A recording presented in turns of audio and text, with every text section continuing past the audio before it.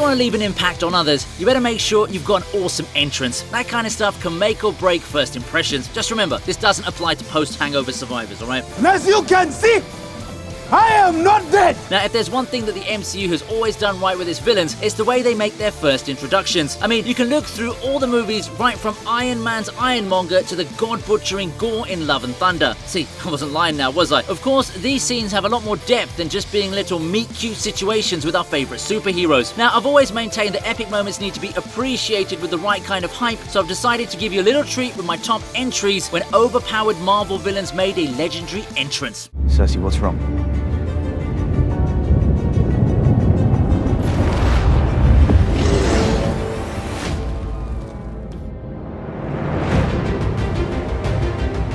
The Eternals might have received a lot of hate at first, but people are starting to like it better now, and I think that's pretty fair. Despite some obvious plot holes, the film did have some special moments, and none stand out better than the big baddie Arishem making his grand appearance. We're towards the end of the movie, where you'd normally imagine the worst is over, and then, boom! The celestial juggernaut appears out of nowhere and grabs Cersei to remind her that he's still the one in charge. Man, the entire film hyped us up about how powerful the Eternals are, only to completely turn the tables right at the very end. Just look at how huge Arishem is. Even the Hulk wouldn't want to smash that. Big monster! The sudden timing of his appearance is what works the best, and it obviously helps to show a darkening sky to mark the arrival of a god-level threat.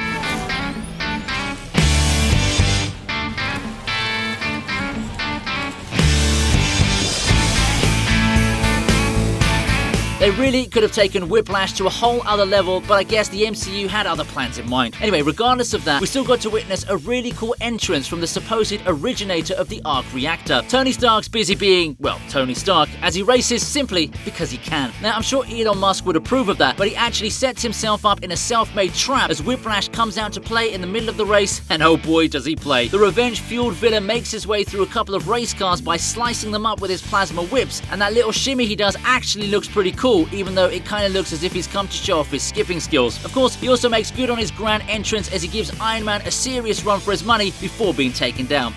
Actually, no Ivan, you lost, but I'll let you have this.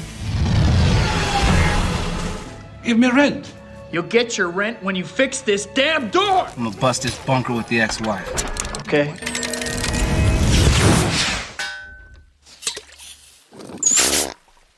You're trash.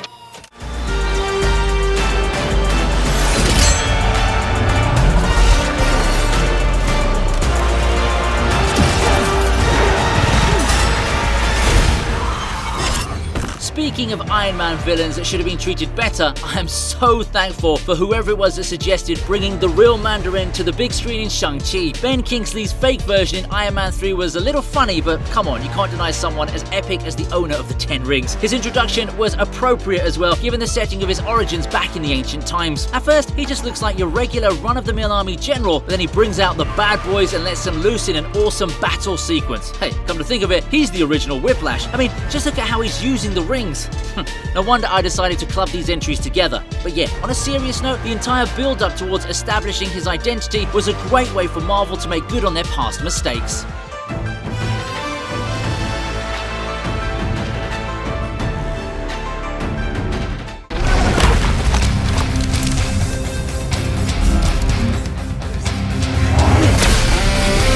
We all love a good deception. Well, as long as we're in on the act, I suppose. That definitely happened to be the case with Mysterio in Spider-Man Far From Home, because, come on, we've literally grown up doubting the bulb-headed freak. After Nick Fury and Maria Hill come across one of the elemental monsters, Mysterio makes a grand appearance by supposedly saving the S.H.I.E.L.D. agents from his own illusions. His entry definitely didn't seem abrupt, and I've got to say, the dude can really put on a convincing show. I don't know, maybe he should take up acting as his true profession. The fight in itself was short and sweet, and you've got to hand it to the sneaky villain for tricking the very own Samuel L. Jackson himself using nothing more than a visual projector of an overpowered monster.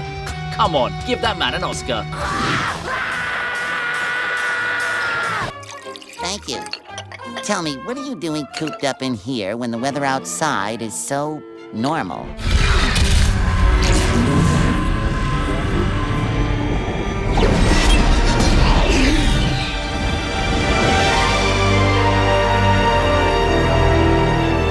to imagine the powerhouse that is the MCU without its flagship property, the Avengers. The first installment of the epic franchise might not have aged perfectly in today's day and age, but it did give us a proper introduction to Loki, the villain. We see Nick Fury once again as he tries to understand the Tesseract along with Hawkeye, but then the god of mischief arrives against the backdrop of simmering energy waves. His menacing smirk adds to the darkness of the already somber tone, and then he offers the humans freedom from freedom. Yeah, the dude's probably Shakespeare on steroids, and even a PG-13 threat from Samuel L. Jackson doesn't do much to stop him. Should have used an F-bomb there, Nick. You could have terrified him with that potty mouth. Anyway, it was a perfectly well laid out entrance for Loki, although I still prefer him as a good guy. Who's a better superhero, Thor or Loki? Thor! Why would you say that? Because he can make it thunder and lightning, and he has a big hammer. And he can knock them over with just his hammer. See who needs a hammer? I push you over with my bare hands.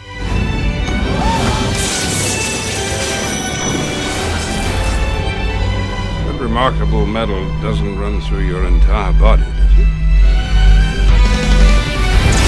I could praise Magneto every single second of the day, and it still wouldn't be enough to appreciate the sheer magnitude of the iconic X-Men villain. It all started with the OG movie back in 2000, and the writers definitely knew what they were doing with this scene. Putting up one fan favorite against another was definitely the way to go, and you really can't go higher than Wolverine as your opponent. To introduce Granddaddy Magneto by having him play around with Logan's adamantium skeleton was just absolute genius. You'd think that they'd have some kind of fierce battle over Rogue, but no. Eric casually lifts him up and then throws him away as if he was taking part in a Toy Story meme. Not only is this absolutely savage, it also establishes the premise of his powers and made everyone in the audience piss their pants over his epic presence. Man, they really don't write villains like this anymore.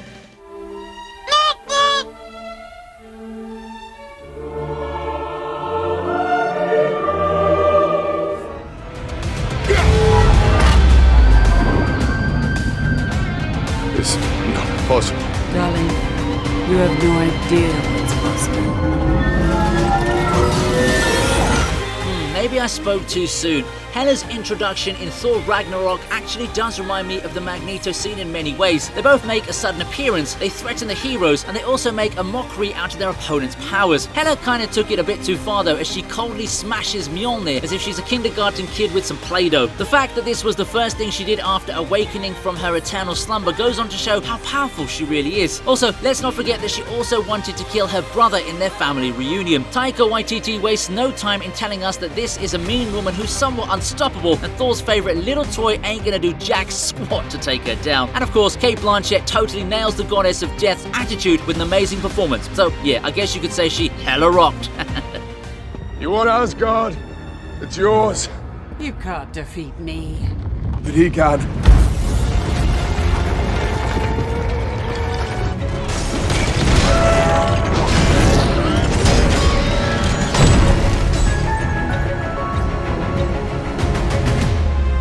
Hello, Peter. We all unanimously agree that Spider-Man No Way Home gave us way too much freaking nostalgia. Not that I'm complaining though. While everybody went bonkers upon watching the three Spideys finally swing together, the trips down memory lane actually started off when Dr. Otto Octavius showed up to wreak havoc on the bridge. He was the first villain to make his appearance, and the direction of his entrance was very well done, especially with the tentacle locking into the ground before he rises to say, "Hello, Peter." Yeah, I know they already showed him in the trailers, but there's something about watching an OG villain reprising his iconic role that just hits you right in the feels.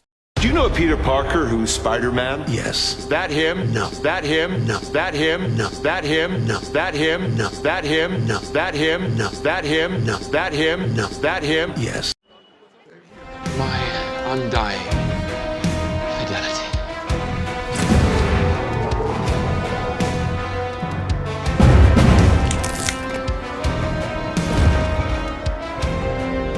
No resurrections this time. Thanos is the big daddy of teasing when it comes to finally showing himself to his audience. Man, I'm sure the Purple Titan would have made big bucks if he ever joined a gentleman's club. Okay, so back to the scene. Thor and his fellow Asgardians are fresh off losing their planet to Surtur, and Thanos doesn't want to give them any respite, so he invades the ship and takes everyone down. Now, he knows we've been waiting to see him since 2012, so he gives us a little taste of his powers by torturing Thor with minimal effort, beating the freaking Hulk to a pulp, and then killing Loki with a snap that didn't involve the Infinity Stones. It's a chilling scene that lets us know what we're dealing with, and I can safely say in this case, reality wasn't disappointing. You might want a guide. Do you have a bit of experience in that arena? Did your husband give it to you? Pop that kid in there. You will never be. I missed the part where that's my problem.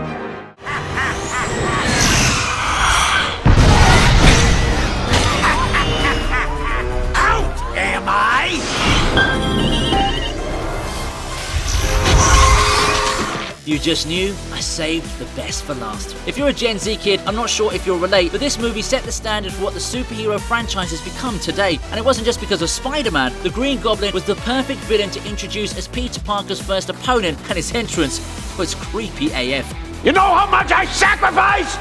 After realizing he's been given a regular dose of corporate betrayal, Norman Osborn gets himself injected with the Goblin serum, after which he wreaks havoc at a celebration by bombing the buildings and killing his business buddies. Spidey does a Superman-inspired costume change and tries to punch him, but he simply blocks the hit and kicks him away without much fuss. That's when we all knew we were dealing with something sinister, that's when we were in for something spectacular, and that's when William Friend finally became William Dafoe.